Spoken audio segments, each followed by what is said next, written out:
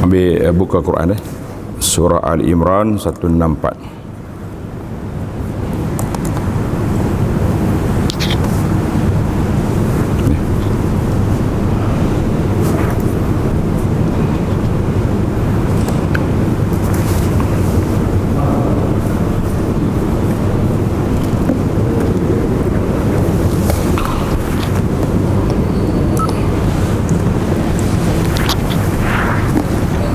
Bismillahirrahmanirrahim. Alhamdulillahi rabbil alamin. Alhamdulillahilladzi imtanna ala ibadihi bi bi'tsatin nabiy sallallahu alaihi wasallam. Asyhadu an la ilaha illallah wahdahu la syarika lah. Wa ashhadu anna Muhammadan abduhu wa rasuluh. Allahumma salli wa sallim wa barik ala abdika wa rasulika Muhammad wa ala alihi wa sahbihi wa man sar ala nahjihi wa ihtada bihadihi wa istanna bisunnati ila yaumiddin, amma ba'du.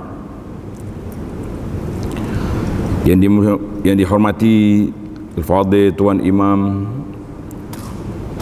pengurusi yang terkuasa Masjid Sayyidina Abu Bakar As-Siddiq, muslimin dan muslimat, para jemaah, para pencinta ilmu, para pencinta Al-Quran, Assalamualaikum warahmatullahi wabarakatuh. Alhamdulillah, syukur kita kepada Allah Azza wa Jalla kerana pada pagi ini 9 Oktober 2022 bersamaan dengan 12 Rabiul Awal 1444. Kalau nak kira, inilah yang dikatakan hari ini dalam sejarah, di mana sejarah yang agung, sejarah yang besar, iaitulah apabila dibangkitkan Nabi sallallahu alaihi wasallam.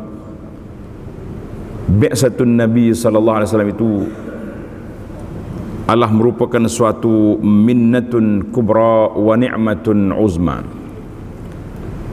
suatu pemberian yang agung dan nikmat yang besar Allah Ta'ala anugerahkan kepada umat kita ini, umat Muhammad sallallahu alaihi wasallam ini. Jadi kita selaku umat perlu mengenali siapakah Nabi, apakah sifat-sifat dia, dan mengapa Allah SWT pilih Nabi yang terakhir dari kalangan Arab. Ramai Nabi dari kalangan Bani Israel, tapi untuk umat akhir zaman sampai ke kiamat, Nabi dia dari kalangan Arab. InsyaAllah kita akan tengok dalam ayat yang kita akan baca, para jemaah sekalian. Boleh buka surah Ali Imran ayat 164. Surah Ali Imran ayat 164. Allah SWT telah gambarkan kepada kita beberapa nikmat ataupun pemberian agung yang diberi ini. Nama dia ni'matun kubra ataupun minnatun uzma, suatu anugerah yang besar yang Allah Ta'ala berikan kepada kita. Maka para jemaah sekalian, anugerah yang besar, tapi kalau kita tidak menghayati dan kita tidak mengetahuinya, kita tidak tahu apa kelebihan dia, apa faedah dia, apa yang besarnya, yang sepatutnya kita agungkan, yang sepatutnya kita muliakan, yang sepatutnya kita besarkan. Apabila Nabi SAW itu diutuskan oleh Allah Azza wa Jalla. Jadi insya-Allah dalam ayat ini kita akan lihat Allah Ta'ala beri kepada anugerah ini 5 perkara yang diberikan dan menyelamatkan manusia daripada 7 kesesatan yang menjadi amalan yang sebati bagi puak-puak jahiliah. Amalan yang sebati bagi puak jahiliah dihapuskan, dan Allah Ta'ala anugerahkan 5 perkara yang besar. Baik para jemaah sekalian, kita baca ayat dulu sebelum kita pergi kepada mengambil penjelasan setiap satu anugerah yang disampaikan itu, insya-Allah. Ayat surah Ali Imran 164. A'udzu billahi as-sami'il 'alim minasy syaithanir rajim. لقد من الله على المؤمنين إذ بعث فيهم رسولا لقد بعث فيهم رسولا من أنفسهم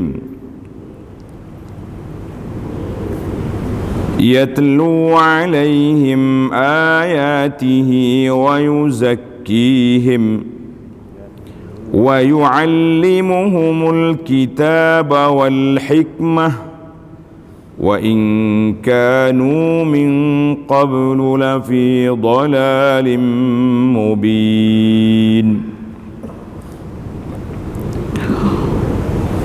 لقد من الله على المؤمنين إذ بعث فيهم رسولا من أنفسهم. Allah SWT sesungguhnya Allah telah mengurniakan rahmatnya kepada orang-orang yang beriman. Apa rahmat? Apa anugerah yang diberikan setelah Allah mengutuskan dalam kalangan mereka seorang rasul dari bangsa mereka sendiri? Apa tugas rasul? Yang membacakan kepada mereka ayat-ayat Allah. Satu, Nabi kita baca kandungan Al-Quran yang membuktikan keesaan Allah dan kekuasaannya. Yang kedua, dan membersihkan mereka dari i'tiqad, pegangan yang sesat, amalan jahiliah. Yang ketiga, serta mengajar mereka kitab Allah, yakni Al-Quran, dan hikmah. Yang kelima, dan hikmah, yakni pengetahuan yang mendalam mengenai hukum-hukum syariat. Sesungguhnya mereka sebelum kedatangan Nabi sallallahu alaihi wasallam adalah dalam kesesatan yang nyata. Jadi mereka dalam kesesatan yang nyata. Bagaimana contoh sesat itu akan kita baca, kita lihat dalam perbincangan nanti sebagaimana yang disenaraikan oleh Sayyidina Ja'far bin Abi Talib radhiyallahu anhu. Para jemaah sekalian, dalam ayat yang mulia ini telah nampak kepada kita perkara-perkara anugerah agung yang Allah berikan dengan sebab dibangkitnya Nabi sallallahu alaihi wasallam. Anugerah itulah yang menampakkan, menzahirkan benarnya dakwaan Nabi sallallahu alaihi wasallam ataupun dakwah yang dibawa oleh baginda. InsyaAllah tuan-tuan dan puan-puan ambil peluang, setiap kali kita sebut nama Nabi, kita akan berselawat. Mudah-mudahan kita dapat meraih sebanyak selawat yang banyak, walaupun kita tidak menamakan majlis berselawat. Kerana Nabi SAW ini dia tidak ada majlis, ada je sebut je nama Nabi, Allahumma salli ala Muhammadin wa ala ali Muhammad. Itulah di antara yang disebut, perkara-perkara disebut yang kita akan perincikan. Maka dalam ayat ini Allah Ta'ala sebut bi'satun Nabi, kebangkitan Nabi, dibangkitkan Nabi SAW ialah utusan kepada semua, utusan kepada semua alam. Dalam ayat surah Saba ayat 28 Allah kata wa ma arsalnaka illa kafatan lil alamin linnas, wa ma arsalnaka illa kafatan linnas, kami tidak utus engkau ya Muhammad sallallahu alaihi wasallam kecuali kepada semua manusia. Surah Saba. Kemudian Allah Ta'ala sebut di sini, laqad mannallahu 'alal mu'minin. Dia diutuskan kepada semua manusia, tapi kenapa disebut kepada orang mukmin saja dalam ayat ini? Ini dia panggil ilmu tadabbur Quran. Ilmu tadabbur Quran dia akan sentuh semua perkara, sebab yang mendapat manfaat, yang mendapat faedah daripada kedatangan Nabi sallallahu alaihi wasallam secara khasnya, iaitulah orang mukmin.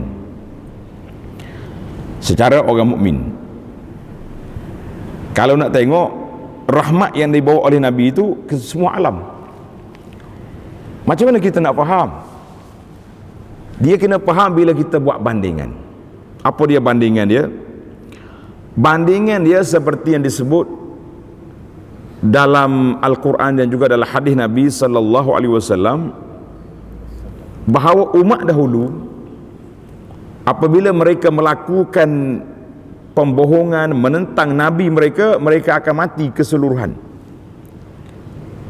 Dia akan mati, akan turun bala, sebagaimana umat Nabi Nuh mati semua, kaum Lut semua mati. Tapi umat Muhammad yang dikatakan sallallahu alaihi wasallam, yang dikatakan sebagai rahmatan lil alamin, orang yang buat maksiat banyak mana pun, sebahagian yang mati. Itu pun kecil saja nak banding dengan yang tak mati lagi. Itu perbezaan. Tetapi bila Tuhan sebut laqad mannallahu 'alal mu'minin, Allah Ta'ala beri rahmat kepada orang mukmin, mana orang mukmin saja yang mendapat manfaat daripada kedatangan Nabi sallallahu alaihi wasallam secara khusus. Walaupun orang lainnya manfaatnya tak mati cepat, tidak mati keseluruhan. Ayat ini sama dengan ayat tentang kelebihan Quran. Di awal surah Al-Baqarah Allah Ta'ala memperkenalkan Quran, zalikal kitabu la raiba fihi hudan lil muttaqin. Demikianlah kitab itu tidak ada syak ragu padanya, menjadi petunjuk bagi orang yang bertakwa. Satu, dalam ayat 185 surah Al-Baqarah 185 Allah kata, syahrul ramadhan allazi unzila fihi al-Quran hudan linnas. Tengok dua perkara. Ayat 2 hudan lil muttaqin, ayat 185 hudan linnas. Kenapa pula berbeza? Maka di situlah para ulama tadabbur Quran dia kata tak beza.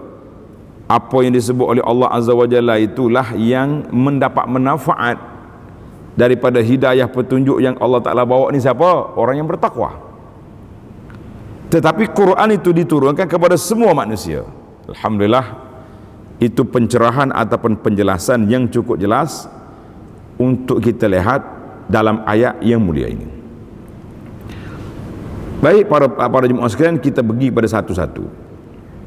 Al-minnatul ula, ataupun anugerah yang pertama yang Allah Ta'ala sampaikan kepada kita dalam ayat ini, apa dia? Iz ba'asa fihim rasulan min anfusihim. Allah Ta'ala bangkit kepada mereka rasul dari kalangan mereka. Maknanya yang pertama ini menunjukkan bahawa kebangkitan rasul itu adalah merupakan maziyatun lil Arab, suatu kemuliaan bagi orang Arab. Min anfusihim ay min aslihim, nabi yang berasal dari mereka, yakni dari keturunan Arab. Orang kenal keturunan dia, orang kenal keturunan Nabi sallallahu alaihi wasallam daripada keturunan yang baik-baik. Muhammad bin Abdullah bin Amrul Muttalib, mana kumpulan-kumpulan ini iaitulah kumpulan yang baik-baik, sehingga kan para ahli sejarah mengatakan hafizal ilahu karamatan li Muhammadin aba'ahul amjada sawnal lismi tarakus sifaha falam yusibhum aruh min adamin wa ila abihi wa ummihi. Hafizal ilah, Allah Ta'ala jaga Nabi sallallahu alaihi wasallam, keturunan dia, untuk kemuliaan Nabi sallallahu alaihi wasallam, min adamin wa ila abihi wa ummihi, daripada Adam sampai kepada ibu bapa dia. Tarakus sifaha falam yusibhum aruh, mereka meninggalkan perbuatan yang keji sehingga tidak terpalit pada Nabi perbuatan yang tidak baik itu. Jadi yang pertama sekali, Allah Ta'ala beri kemuliaan kepada Arab. Ada setengah daripada ahli qiraat, dia baca, dia panggil qiraat syazah, dia tak kata min anfusihim, dia baca dengan fa baris atas. Iz ba'atha fihim rasulan min anfasihim. Lain. Ini orang ngaji bahasa Arab, bahasa depan anfusihim, baris atas anfasihim dengan makna asyrafihim nasaban. Sama ada dari keturunan mereka, daripada bangsa manusia, bukan jin, bukan malaikat. Min anfasihim, daripada yang terbaik keturunannya. Jadi dua-dua tu cantik makna, tapi bacaan yang kedua dipanggil qiraah syazah. Jadi kita kata alhamdulillah, Nabi kita daripada manusia, bukan daripada malaikat. Kalaulah dicerita kepada Quran ini dibangkitkan malaikat sebagai rasul, kita akan minta, macam mana kita nak ikut malaikat? Dia tak makan, dia tak minum, dia tak berkahwin. Kita manusia ni ada makan, ada minum, ada rehat. Jadi kita tak boleh ikut. Maka Allah kata da min anfusihim, dari kalangan kamu juga manusia. Qul innama, dalam surah Al-Kahfi Allah Ta'ala sifatkan Nabi SAW, qul innama ana basyarum mislukum, aku ini manusia seperti kamu juga. Satu. Maka wahadha syaraful lil Arab, kebangkitan Nabi ini satu kemuliaan bagi orang Arab khasah, kerana Allah Ta'ala pilih Nabi dari kalangan mereka. Dan oleh kerana Nabi ini dari kalangan kamu, hei puak Quraisy, patutnya kamu tak rasa asing lah.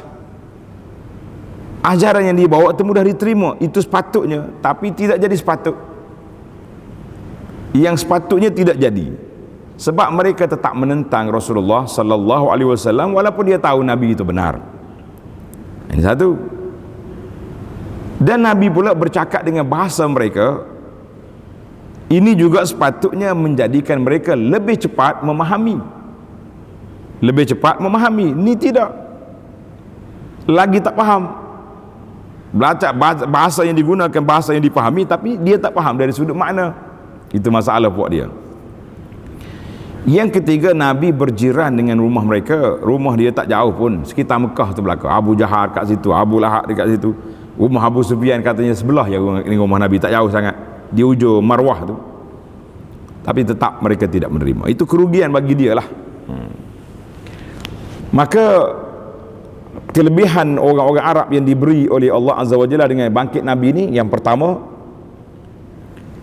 Nabi dikenali keturunan dia. Orang Quraisy sendiri juga telah pun menamakan Nabi dengan Al-Amin, seorang yang punya amanah, integriti, orang yang baik nafsu, tak ada kacau orang, orang yang begitu telus dalam segala perkara urusan dia. Yang ketiga, kelebihan untuk mereka, mereka lebih cepat untuk belajar kerana bahasa dia sudah ada. Macam kita ini lah, akan nak pergi belajar ke negara-negara yang pelik, mengaji bahasa saja mungkin 2 tahun lah. Pelajar-pelajar nak pergi ke Jepun, berapa lama kena belajar bahasa dia? Nak pergi ke mana kena ada. Ini tak payah belajar bahasa kamu dah. Yang keempat, li'anna syarafahum, sepatutnya mereka banggalah sebab dalam keturunan mereka ada Nabi. Yang kelima, kedatangan Nabi sallallahu alaihi wasallam juga menaikkan taraf orang Arab yang dulunya bersifat tempatan badui di situ, dia boleh menjadi tersebar kepada alam yang lain. Itulah minnatun, nikmat Allah Ta'ala anugerahkan kepada puak-puak Arab, khususnya Arab Quraisy. Tapi apa boleh buat, mereka tidak menerima. Maka kita mengatakan bukan salah ibu mengandung, tapi salah puak-puak dia yang tidak menerima. Baik para jemaah sekalian, itu ayat yang pertama, laqad mannallahu 'alal mu'minin iz ba'atsa fihim rasulan min anfusihim. Kemudian kita berpindah pula kepada yang kedua. Keindahan yang kedua yang Allah Ta'ala anugerahkan kepada kita, para jemaah sekalian, satu lagi sebelum kita pergi yang kedua, mengikut ahli sejarah juga mengatakan, apakah hikmah Allah Ta'ala pilih Nabi SAW dari kalangan Arab, berbeza dengan orang dulu. Satu lagi kelebihan dia kata Arab ni di antara orang yang patuh apabila dia buat perjanjian, dan ada syaja'ah, keberanian yang luar biasa, berani pelik. Jadi orang ni yang akan membela Nabi SAW sebagaimana yang berlaku dalam peperangan Badar. Kita tengok contoh-contoh para sahabat yang telah memberi pengakuan terbuka untuk membela, menjaga Nabi SAW. Baik, kita berpindah kepada yang kedua. Yang kedua, Allah kata yatlu alaihim ayatihi. Yatlu alaihim ayatihi. Hija Nabi sallallahu alaihi wasallam membaca kepada mereka ayat-ayat Allah.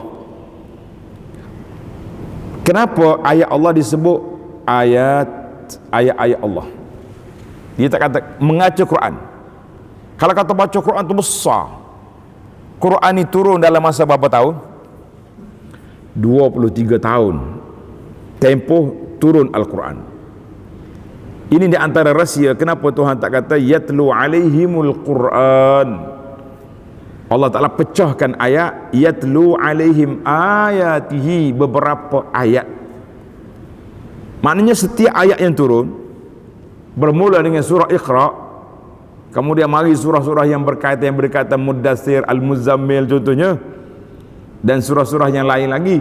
Walaupun belum lengkap sebuah Quran, tapi dia sudah menjadi hujah yang mantap untuk memandaikan puak-puak jahiliyah supaya mereka boleh keluar daripada kedudukan mereka yang tidak faham, yang tidak tahu hala tuju hidup, yang dia tidak tahu matlamat Allah Ta'ala ciptakan mereka.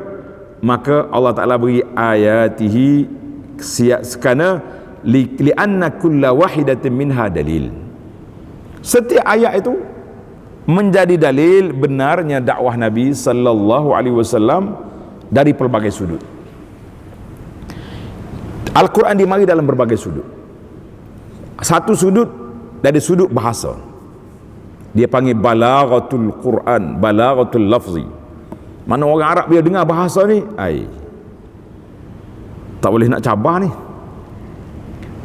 Nampak mereka keras sangat, Allah Ta'ala hantar mari ayat, Rasul minta Nabi cabar, bawa mari Quran sama dengan satu ayat, atas 10 ayat, atau satu surah, bawa. Aku tak cabar satu Quran. Dan juga kamalul makna, setiap ayat itu ada makna yang lengkap. Setiap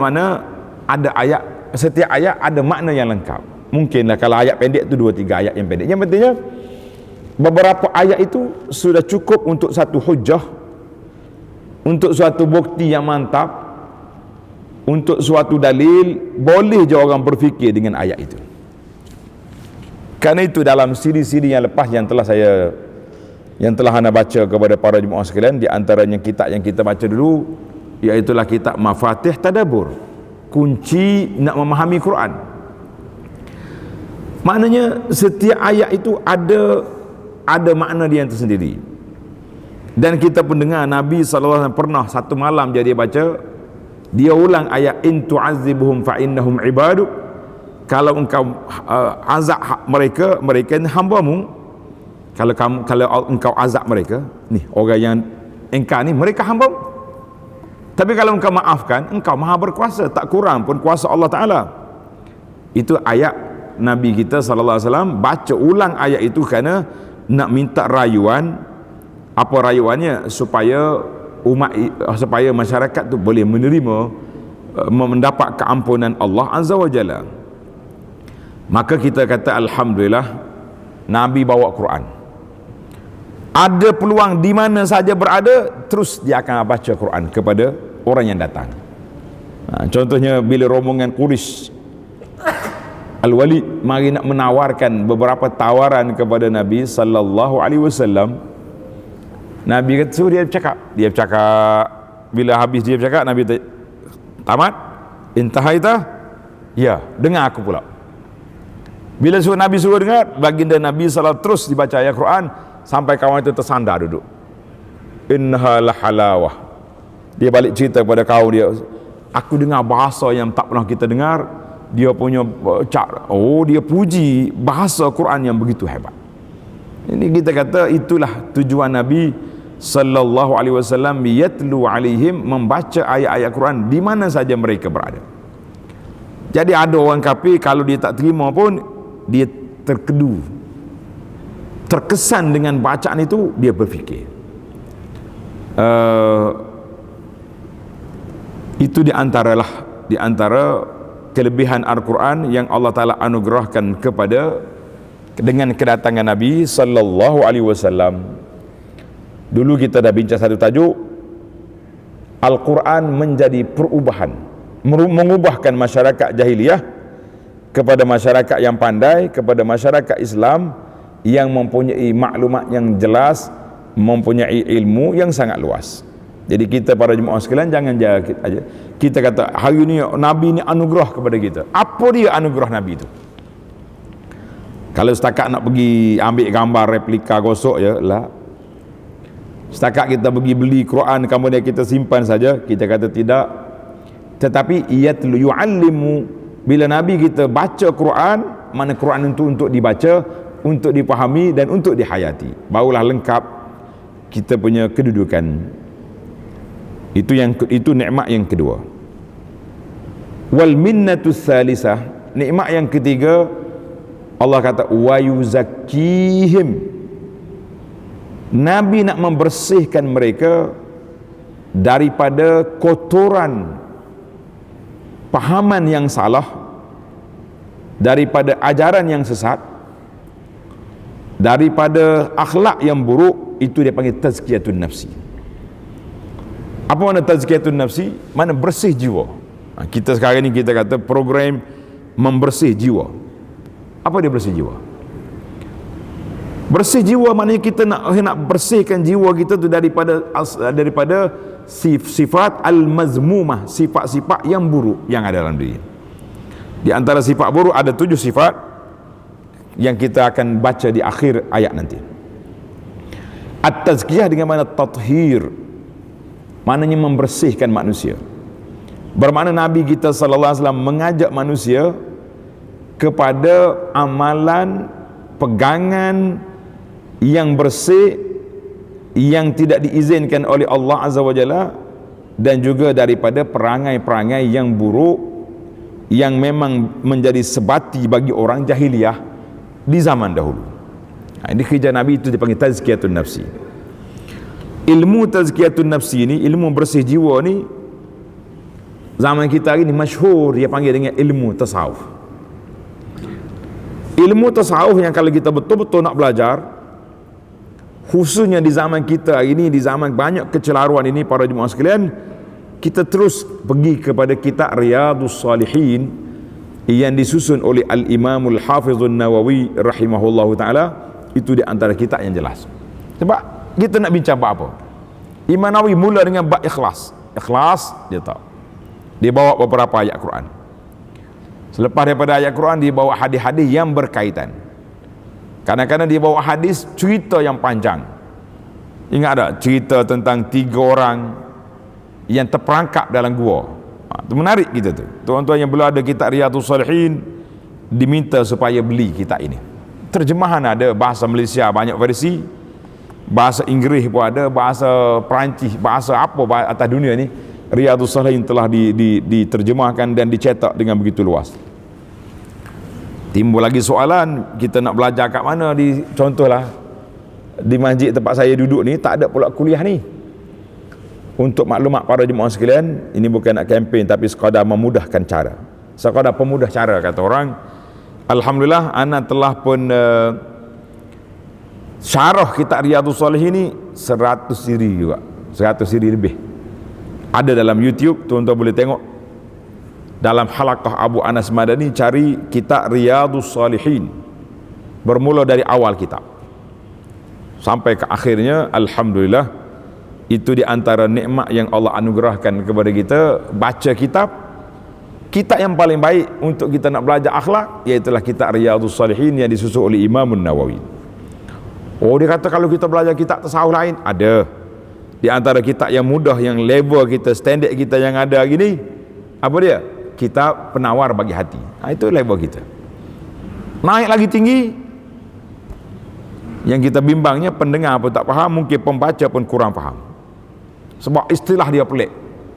Bila istilah pelik, kita pun jadi akhir sekali sehingga dikatakan bahawa orang yang paling tinggi darjat dia mengaji tasawuf ni sampai peringkat dia tak faham apa yang guru cakap. Itu tinggi. Kita kata apa pula bahasa lagi tak faham, lagi tinggi darjat lah. Nabi kita sallallahu alaihi wasallam, gaya Nabi kita ajar, kadang-kadang diulang 3 kali perkataan untuk apa? Untuk kita faham.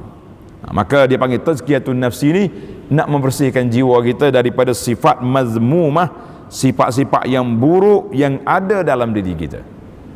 Bermula daripada anggota kita yang 7, sebab punca masuk keburukan itu melalui mata, telinga, melalui mulut, melalui hati. Jadi semua itu punca-punca yang buruk. Jadi bagaimana kita nak bersihkan dia? Maka kita akan buang di antara sifat buruk ni takabur, riak, sum'ah, gila, glamour, suka menghina orang, bangga diri. Itu semua sifat-sifat yang buruk yang perlu kita tangani dengan apa yang telah diajar oleh Nabi sallallahu alaihi wasallam.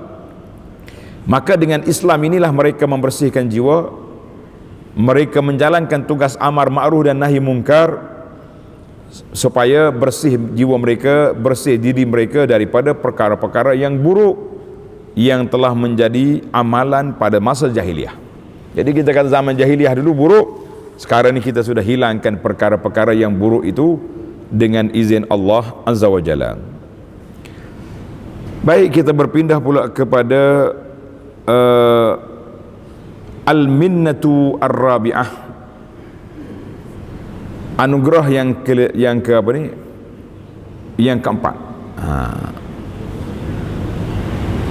Yatlu alaihimul alkitab. Allah Ta'ala ajar kepada kita kitab. Apa dia kitab tadi? Wa yu'allimuhumul kitab, iaitu Al-Quran. Quran ni dikira kitab. Oh tadi ya baru baca, baru itu yatlu. Nabi kita baca pun orang Arab sudah dengar. Yang ni dia panggil ta'lim, iaitulah Allah Ta'ala berikan kepada kita belajar Al-Quran. Belajar nak memahami Al-Quran, sehingga akan diceritakan sahabat-sahabat Nabi radhiyallahu anhum, bila turun ayat Quran dia akan belajar 10 ayat. Dia ambil 10 ayat ini, dibaca, dihayati, dipahami, barulah ditukar, tambah lagi kepada ayat yang lain. Itu di antara sebab Al-Quran itu diturun munajjaman ay mufarraqan. Diturun berperingkat-peringkat. Dia tak macam Taurat. Taurat turun sekaligus sebuah kitab. Tapi kita Al-Quran yang 6,000 ayat lebih itu diturun dalam masa 23 tahun. Setiap kali turun, para sahabat kata kita akan belajar, kita akan hayati, kita akan amalkan, baru diambil ayat yang lain.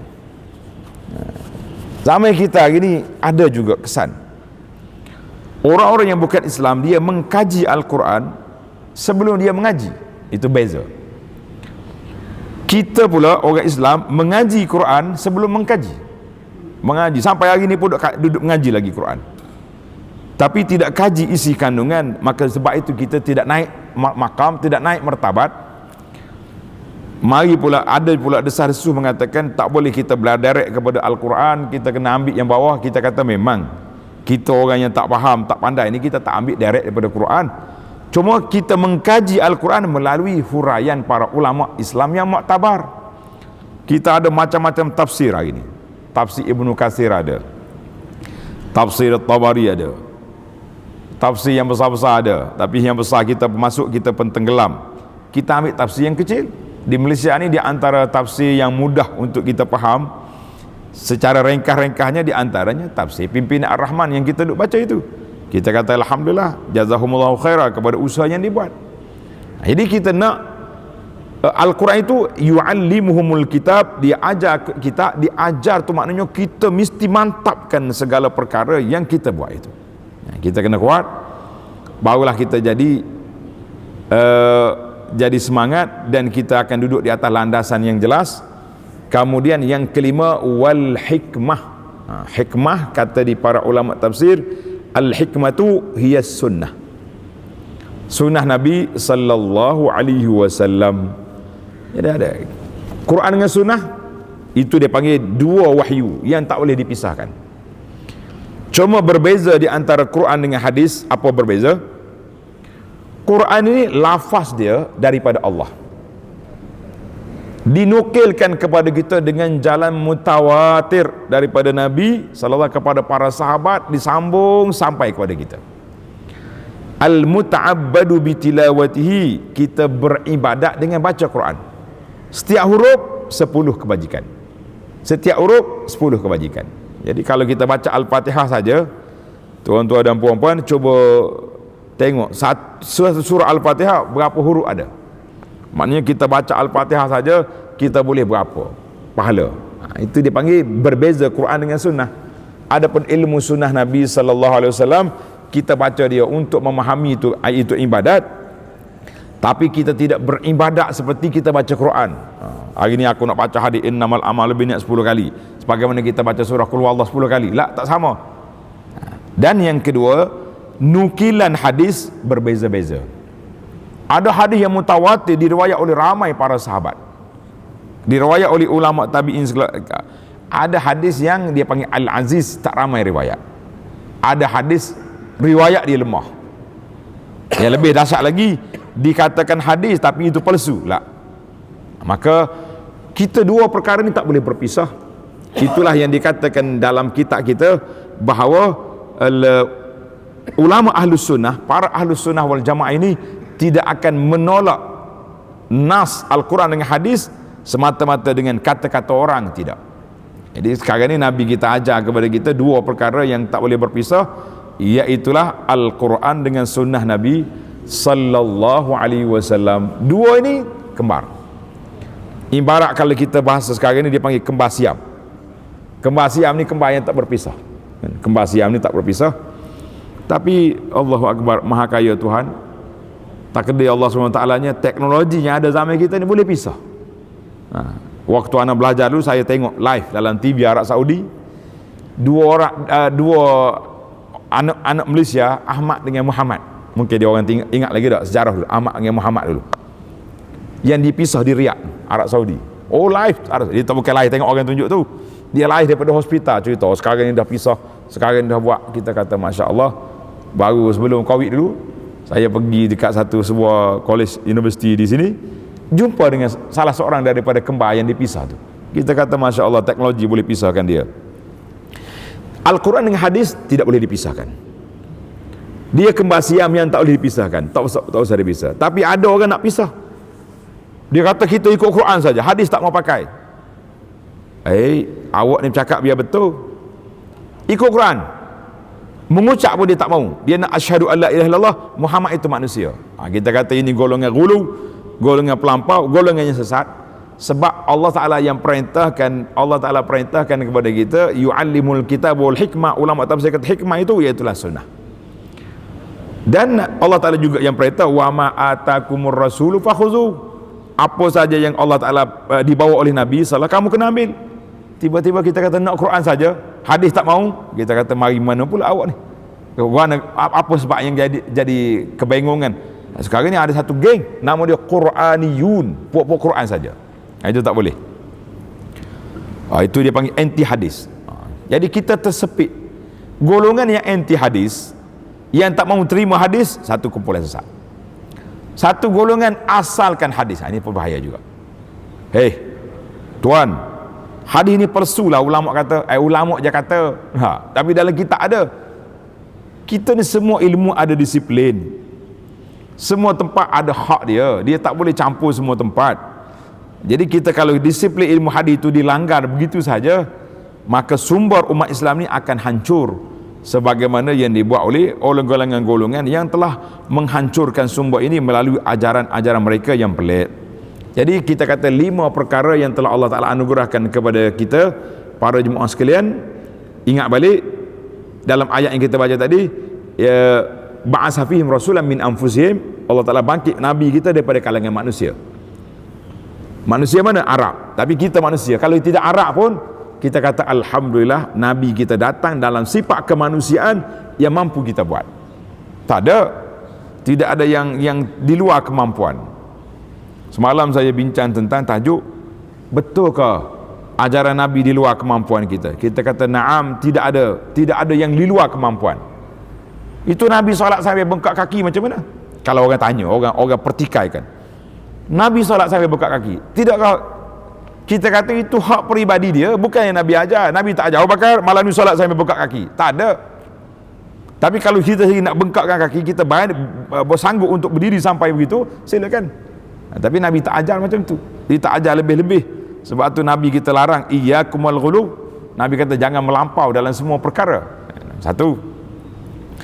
Yang kedua, Allah Ta'ala sebut yatlu alaihim. Nabi kita baca ayat Quran. Ayat Quran dibaca kepada semua. Kalau dalam contoh dalam majlis kita hari ini ada majlis perhimpunan, ada non-muslim, kita baca ayat Quran kepada dia, biar dia dengar. Dan berapa ramai pendakwah kita ni yang berdakwah dengan Al-Quran, dia kata bila mari orang bukan Islam, saya baca Quran kepada dia. Kita pula jangan lebih, bila kita nak suruh orang bukan Islam baca Quran, kita pasang di speaker kita luar kuat-kuat, nanti dia orang benci pula dengan Quran. Dia kata kita nak tidur pun baca Quran lah, kita nak tidur lah. Jadi kita kena baca kepada orang yang mari dekat kita, dengar, hatta yasma'a kalam Allah. Tuhan kata wa in ahadun minal musyrikin istajaraka fa'ajirhu hatta yasma'a kalam Allah. Kalau orang kafir mari nak dekat dengan kita, beri sehingga dia dengar kalam Allah. Kita bagi contohnya, kawan-kawan kita bukan Islam lah, kalau kita rapat dengan dia friend, kita hantar je bacaan ayat Quran yang pendek-pendek, ayat kursi ke, cari qori-qori yang sedap, hantar dengan dia. Cuba you dengar, kata mungkin ada ketenangan di sini, ada, boleh biar dia dengar, tak ada masalah. Yang kita tak bolehnya kita bagi Quran sebuah ni tak boleh, takut dia hina Quran. Kan Nabi kita larang daripada musafir dengan Quran ke negeri-negeri, ke tempat orang kafir, dia takut hina. Habis sekarang ni macam mana orang nak faham kalau kita bagi Quran dia tak faham? Jadi ada pendakwah kita ni, dia bagi terjemahan makna Quran. Jadi itu boleh. Terjemahan tak boleh juga, macam mana dia nak faham? Ini masalah kelas dalam masalah sebahagian pendakwah. Baik, yang ketiga, wa yuzakkihim, Nabi kita membersihkan jiwa. Yang keempat, dia ajarnya Quran. Yang kelima, Nabi kita selalu mengajar as-sunnah. Jadi 5 anugerah yang besar ini ada pada kita. Kita mengatakan kitalah yang pemilik aset yang besar. Kemudian di akhir ayat Allah kata apa? Wa in kanu min qablu la fi dhalalim mubin. Sedangkan orang itu, masyarakat itu sebelum kedatangan Nabi sallallahu alaihi wasallam, dalam kesesatan yang sangat nyata. Dhalalim mubin, sesat apa yang paling besar sekali tuan-tuan? Sesat syirik terhadap Allah Azza wa Jalla. Kemudian mari kejahilan, kemudian dia berperang sama-sama dia, kemudian dia melaksanakan hukum jahiliyah, maka itu kesesatan. Seorang sahabat Nabi radhiyallahu anhu, iaitulah Ja'far bin Abi Talib, sepupu Nabi. Ja'far anak adik-beradik Sayyidina Ali. Ketika dia pergi ke Habasyah, ingat kan, dia panggil hijrah yang pertama umat Islam ni ke Ethiopia, Habasyah. Bila sampai di sana, puak-puak Quraisy attack, nak pergi ambil Ja'far balik, nak tangkap. Mana zaman tu ada Interpol ni. Interpol kan dia panggil, orang nak pergi ambil orang luar negara ni. Bila dia pergi, Najasyi Malikul Habasyah panggil, nak dengar apa ajaran kamu. Ja'far bagi, mari tuan-tuan kita baca. Ja'far radhiyallahu anhu, dia telah kemukakan 7 amalan jahiliyah yang telah dihapuskan oleh Nabi sallallahu alaihi wasallam. Dia kata, ayyuhal malik, tuanku, kunna qauman ahla jahiliyah. Kami dulu sebelum kedatangan Muhammad sallallahu alaihi wasallam, iaitulah orang jahiliyah. Satu, jahiliyah ni package, suatu ibadat budaya yang berat. Macam-macam lah, makannya dia minum arak, bunuh anak hidup-hidup pun ada. Na'budul asnam, yang kedua, kerja kami sembah berhala. Wa na'kulul maitah, yang ketiga, kami dulu makan bangkai. Tak ada sembelih-sembelih, tak ada pukul. Yang keempat, wa na'til fawahish, kami juga telah buat benda-benda yang keji seperti zina dan sebagainya.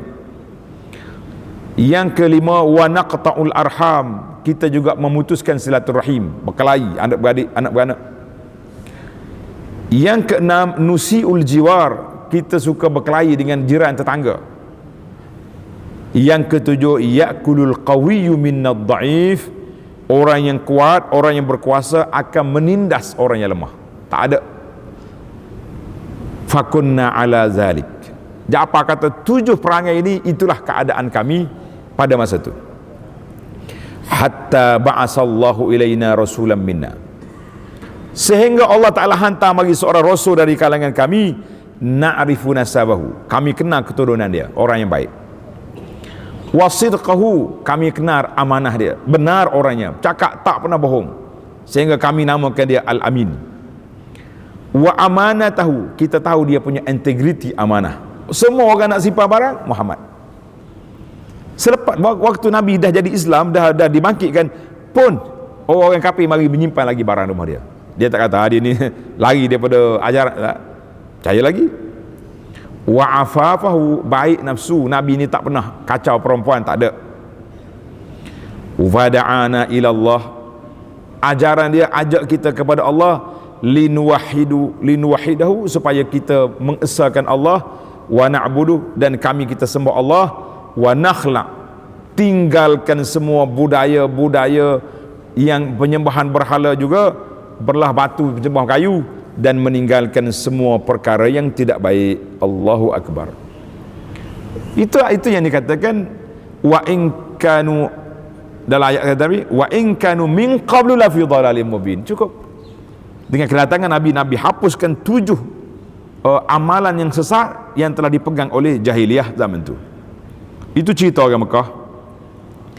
Adapun cerita orang Madinah, sebagaimana yang disebut oleh Nabi sallallahu ketika bertemu dengan orang Ansar di Ja'ranah. Nabi kata, ya ma'syaral ansar, alam ajidukum dhullalan fahadakumullahu bi.